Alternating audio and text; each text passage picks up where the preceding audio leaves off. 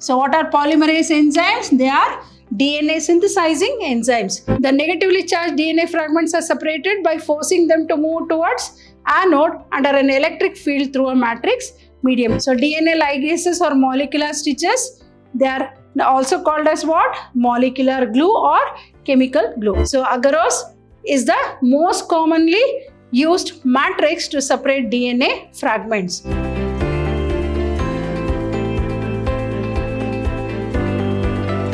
Hello everyone, welcome back to session 3 of this chapter called Biotechnology, Principles and Processes. Myself, B. Shobarani from the Department of Biology, Vidyashram Pre-University College, the Temple of Excellence. What are we going to study in today's session?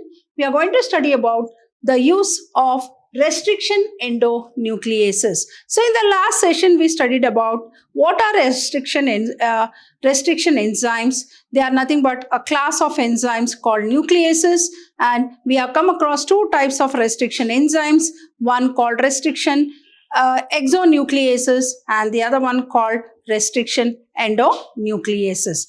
And in today's session, we are going to study about the use of restriction endonucleases, which are also called as what? Here you can see the restriction endonucleases. They are called as molecular scissors.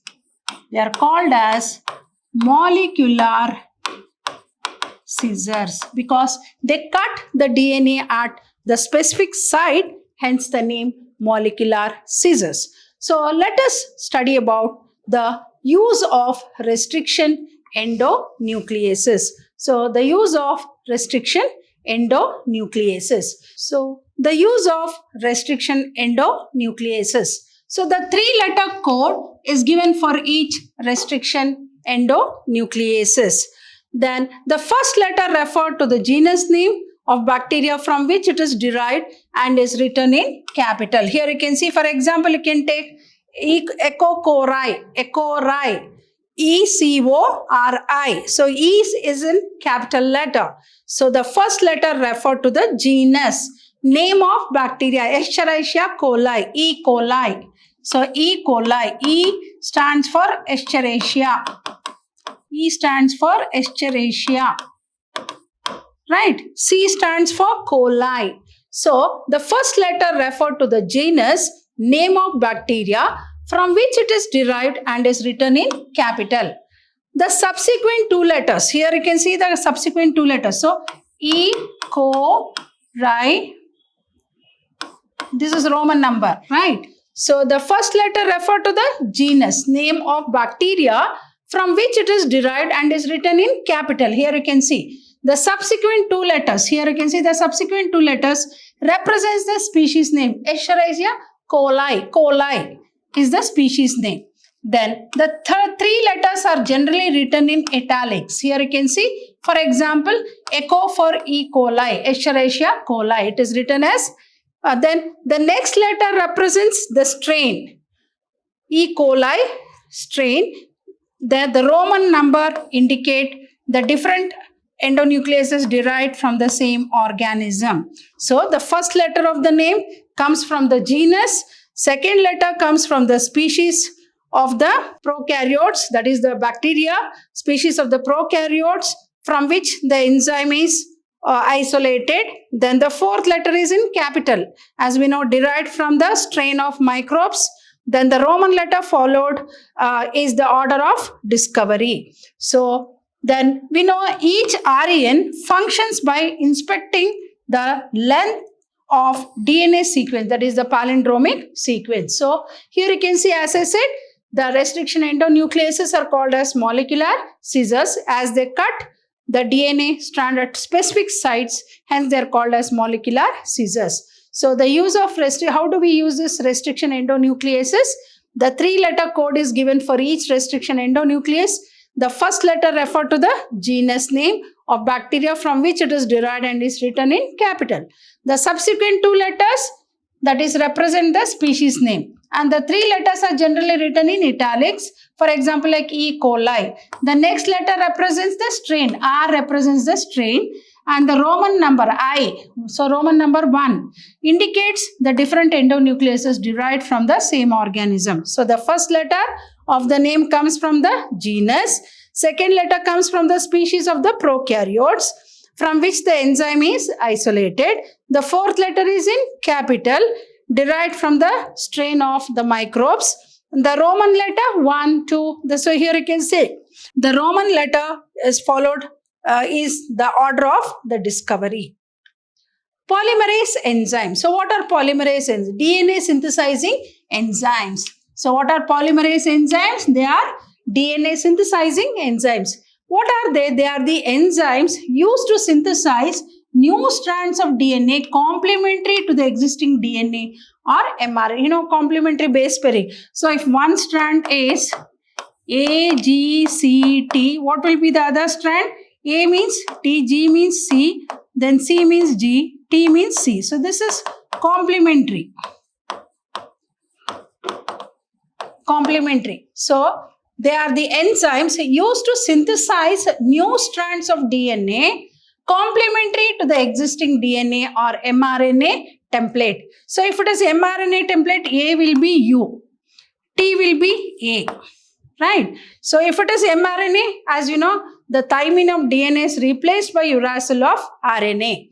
Then what are polymerase enzymes? They are also called as DNA synthesizing enzymes.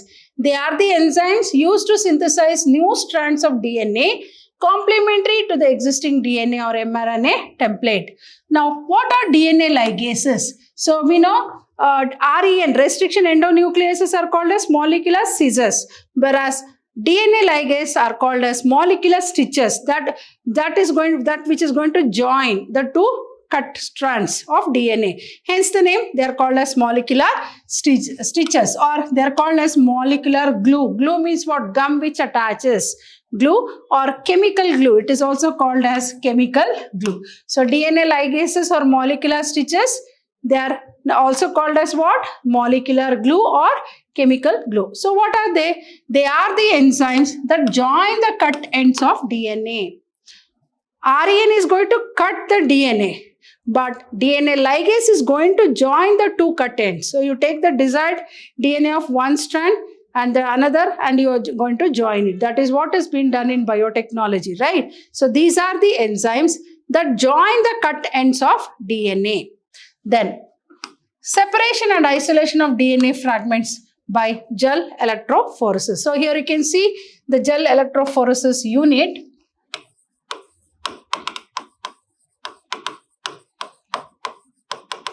Gel electrophoresis. So what is it? It is the technique used to separate DNA fragments produced by restriction endonucleases under the influence of electric field. So what is this gel electrophoresis? What is this technique all about? It is the technique used to separate DNA fragments produced by restriction endonucleases under the influence of electric field. So here you can see, here the electrode is taken, buffer solution, electrode. Here you can see the power supply is given. So you can see this gel, right? So what are polymerase enzymes? They are also called as DNA synthesizing enzymes. They are the enzymes used to synthesize new strands of DNA complementary to existing DNA or mRNA template. So DNA ligases are molecular stitches, which are also called as what? Molecular glue or chemical glue. Why are they called as molecular stitches? So if REN cuts the two strands of DNA, this is going to join the two cut DNAs. So these are the enzymes that is going to join the cut ends of DNA. So separation and isolation of DNA fragments through gel electrophoresis. So what is the technique that is used in gel electrophoresis? It is the technique used to separate DNA fragments produced by restriction endonucleases under the influence of electric field.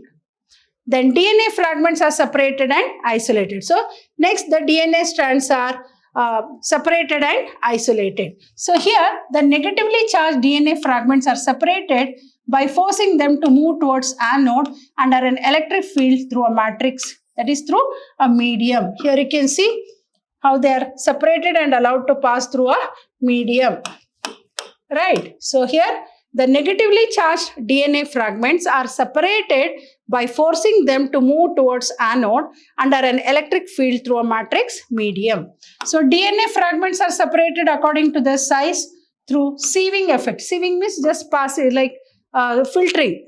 So DNA fragments are separated according to their size through sieving effect. Hence, smaller the fragment size, farther it moves. So smaller the fragments, farther it is going to move. So the separated DNA fragments can be seen by staining them with ethidium bromide, followed by exposure to UV radiation. So what is the next very important step? DNA fragments are separated and isolated. The negatively charged DNA fragments are separated by forcing them to move towards anode under an electric field through a matrix medium, here gel. Then DNA fragments are separated according to the size through sieving effect. Hence, smaller the fragments, farther it is going to move. Then the separated fragments can be seen by staining them with, here you can see, by staining them with